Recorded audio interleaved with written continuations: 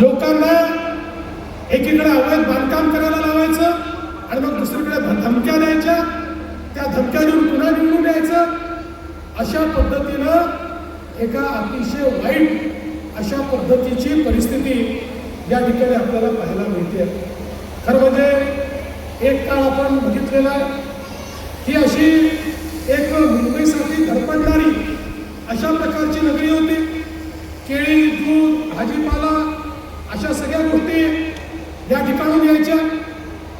मेहनत, प्रामाणिकपणा, स्वाभिमान या सगळ्या गोष्टी या ठिकाणी होत्या. पण कालांतराने तेव्हा या ठिकाणी दहशतीचं राज्य तयार झालं आणि त्यातून मग हे शहर, ही महानगरपालिका, हे सगळं क्षेत्र वेगळ्याच करण्याकरता ओळखायला जायला लागलं. या ठिकाणी खून, मारामाऱ्या, दरोडे, वेगवेगळ्या प्रकारचे धंदे, रेती माफिया, टँकर माफिया, रॉकेल माफिया यांचे राज्य आपण अनेक वर्ष या ठिकाणी पाहिलं. सामान्य कष्टाळू माणसाला जगणं देखील मुश्किल झालं. अशा प्रकारची अवस्था आपण या ठिकाणी बघितली. पण बंधू भगिनींनो, आम्ही महायुती या ठिकाणी आलो आहे. 1 वर्षापूर्वी तुम्ही परिवर्तन केलं आहे. आता पुढच्या काळात आम्ही तुम्हाला परिवर्तन करून दाखवणार आहोत. केवळ तुमचा आशीर्वाद हवा आहे. अनेक वर्ष बघा, या महाराष्ट्रामध्ये 2014 नंतर माननीय मोदीजींच्या आशीर्वादाने एक एक शहर आम्ही बदलून दाखवलं. इतक्या मोठ्या प्रमाणात शहरामध्ये वेगवेगळ्या सोयी केल्या. पिण्याचं पाणी असेल, गटारीची व्यवस्था असेल, सांडपाण्याची व्यवस्था असेल, लाईटची व्यवस्था असेल, गार्डनची व्यवस्था असेल, आरोग्य आणि शिक्षणाची व्यवस्था असेल, मोठे मोठे प्रोजेक्ट्स असतील, हॉस्पिटल्स असतील, इन्फ्रास्ट्रक्चर असेल, या सगळ्या गोष्टी आम्ही केल्या. पण कुठेतरी हे शहर मात्र असं होतं की जिथे आम्हाला एंट्री नव्हती. ज्या ठिकाणी आम्ही करण्याचा किती प्रयत्न केला तरी देखील इथे बसलेल्या लोकांना इथे विकास पोचू द्यायचा नव्हता, त्याच्यात अडथळा आणायचा होता. आणि म्हणून पहिला अडथळा तुम्ही दूर केला. खासदार तर होतेच, पण आमदार देखील आपले तुम्ही निवडून आणले. आणि आता दुसरा अडथळा महानगरपालिकेचा आहे. 15 तारखेला तोही अडथळा नेहमी करता दूर करा. आणि मग बघा कशी विरार फास्ट, सुपर फास्ट अशा पद्धतीनं या ठिकाणी आम्ही तुमचा विकास करून दाखवतो. आता या वसई विरार नालासोपाऱ्याची आपल्याला जी ओळख नवीन करायची आहे, ती ओळख ही बुलेट ट्रेनची ओळख करायची आहे. ती ओळख ही मेट्रोची ओळख करायची आहे.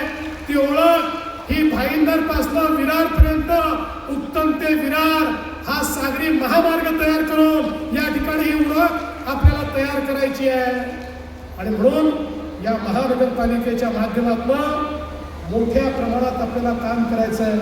तुम्ही बघा, MMRDAच्या माध्यमातून आसपासच्या महानगरपालिकेमध्ये हजारो कोटी रुपयाची विकास कामं आम्ही केली.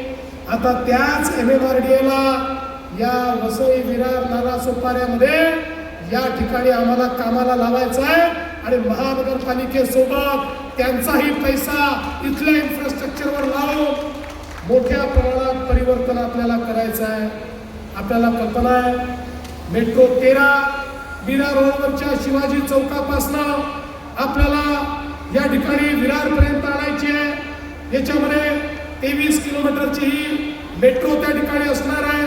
22 स्थानकं त्याच्यामध्ये असणार आहे.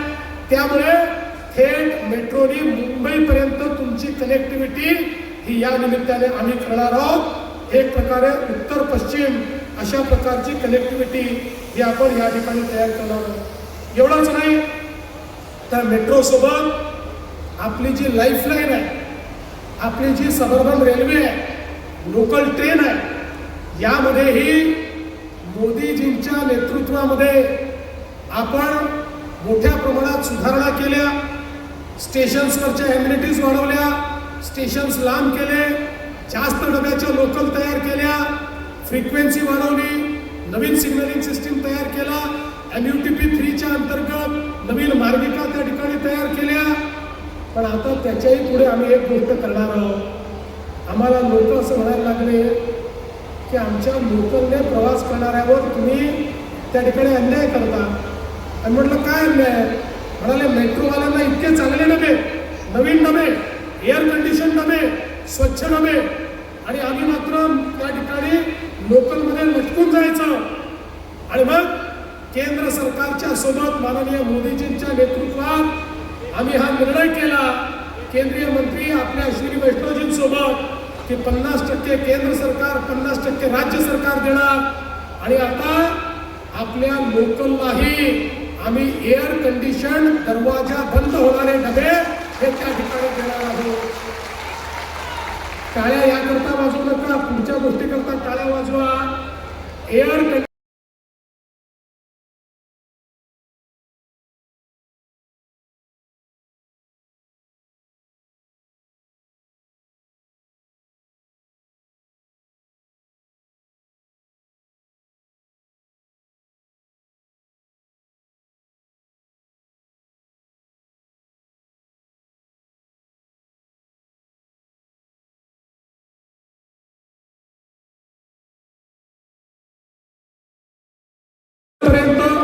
दहिसर पासून भाईंदर पर्यंत आपला कोस्टल रोड आता सुरू झालेला आहे, जो पुढच्या 3 वर्षात आम्ही पूर्ण करणार आहोत.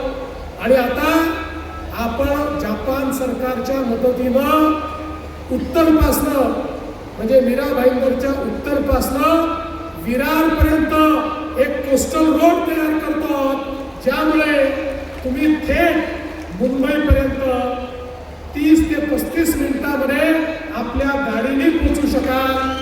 अशा पद्धतीनं ट्रॅफिक लेस, कुठलाही ट्रॅफिकचा अडथळा नाही, अशा पद्धतीनं आपण या ठिकाणी ही सगळी कारवाई करतो.